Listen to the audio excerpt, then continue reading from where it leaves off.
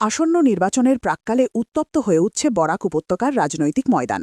প্রচারের ঝড় তুলতে এবার বড় চমক নিয়ে মাঠে নামছে ইউডিএফ শিবির।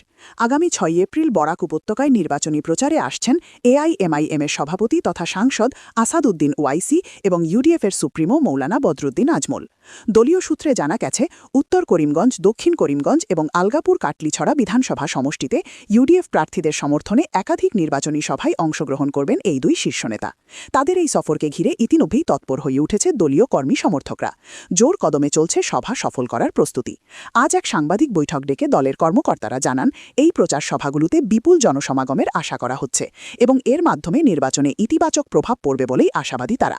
সব মিলিয়ে ওয়াইসি ও আজমলের এই সফর বরাক উপত্যকার নির্বাচনী সমীকরণে নতুন মাত্রা যোগ করবে বলেই মনে করছে রাজনৈতিক মহল। আমার মনে হচ্ছে আমরা এই সমষ্টিতে যারা অন্যান্য ভারতীয় জনতা পার্টির প্রার্থী আছে, আমাদের ভারতীয় জাতীয় কংগ্রেসের প্রার্থী আছে, আমাদের দলের প্রার্থী আছে, মানুষের কাছে আমাদের প্রার্থীর গ্রহণযোগ্যতা সবচেয়ে বেশি। কারণ আমাদের প্রার্থী হলেন বদরপুরের প্রয়াত মৌলানা আব্দুল জলিল চৌধুরী সাহেবের উত্তরসূরি, যিনি ৬ বারের বিধায়ক, যার পিরিয়ডটাকে বদরপুর গোল্ডেন পিরিয়ড, সোনালী যুগ বলা হতো।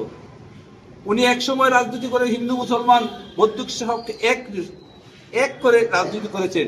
উনার উত্তরসূরি মোল্লা চৌধুরী সাহেবকে আমাদের দলের প্রার্থী মৌলানা বদরুদ্দিন আজমল সাহেব, ওনাকে প্রার্থী মানুষ এত সাড়া দিয়েছে। আমি আজকে অনুভব করছি এই সমষ্টিতে তৃণমুখী লড়াই হবে।